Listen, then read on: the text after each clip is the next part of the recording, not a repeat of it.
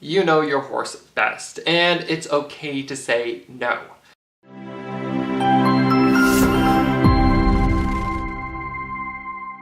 Hello fellow equestrians, I'm Nolan M Cruz, and I'm here to make your life just a bit better. So here we go.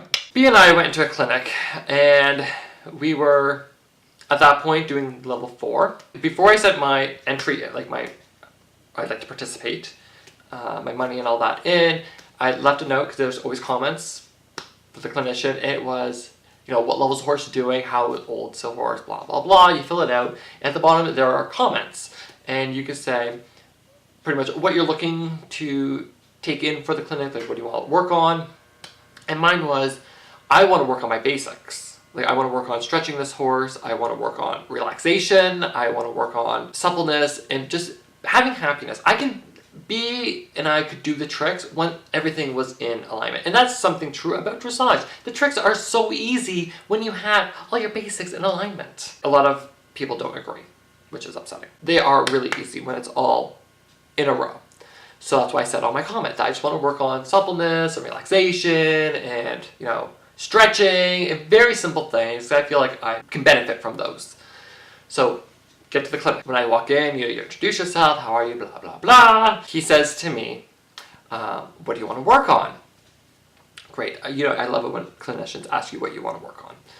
And I say, I want to work on A, B, and C. My stretching, my suppleness, my relaxation, you know. Well, what levels the horse do? Well, I've gone, like, schooling level 4 right now, but I really don't care about that. Like, I really just worry about the lower end things. Really, I said, I don't want to work on high movements. I work on high movements with my own coach. Like, I really don't want to work on high movements. What I want to work on is some basics so that when I do the higher movements, it's all good to go. That went well. We warm up for maybe 10 minutes.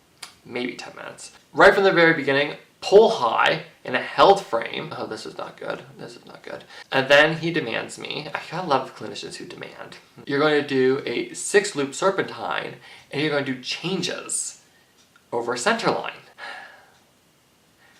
Did I not say I want to work on stretching? I did it the first time because I was, okay, maybe there's a reason for him doing it. And then he goes, okay, those were really good. And then now do them again. And see if you can add in 2.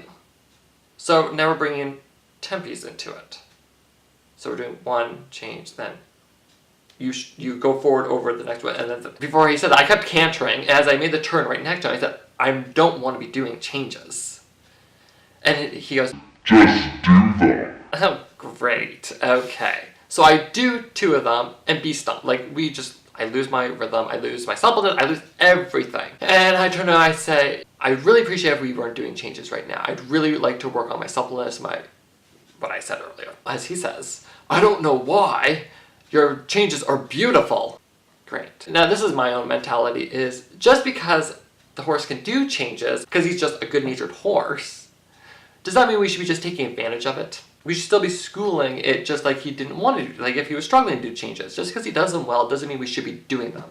That's a different video. I'm ranting. I won't get into that. I said, no, I'm not doing them again. The clinician, he wasn't very happy with me. And obviously I said it respectfully. I didn't say how I just said that. I just simply said, you know, I'm sorry, I do not want to do that, nor do I think we should be doing that. Honestly, the audience, you heard, but you know what? And I don't think the clinician was very thrilled, but good for him. He did say, okay, let's work on A, B, and C. And then we started working on some stretching and his suggestions for stretching. But that's pretty much, you know your horse best. It's okay to say no. Because guess what? As I said in a previous video, that clinician gets to go home. That clinician gets to get in his car, or he gets to get into that plane, and he goes home with laughing to the bank while he cashes those checks and then gets that money. You, on the other hand, who have paid for this, that you can fix the problem that clinician gets to walk away from. Don't let what I've said discourage you from taking that leap and going and doing clinics. It's just something to have in the back of your mind so you have some really good moments. If you have any comments, let me know down below. Maybe you got some suggestions of clinics or some experiences that you've had during a clinic. Let us know. Let's start talking. Let's engage. And if you haven't started yet, you should be following me on Instagram and Twitter, and the links are in the description below. Remember, I follow back horsey accounts.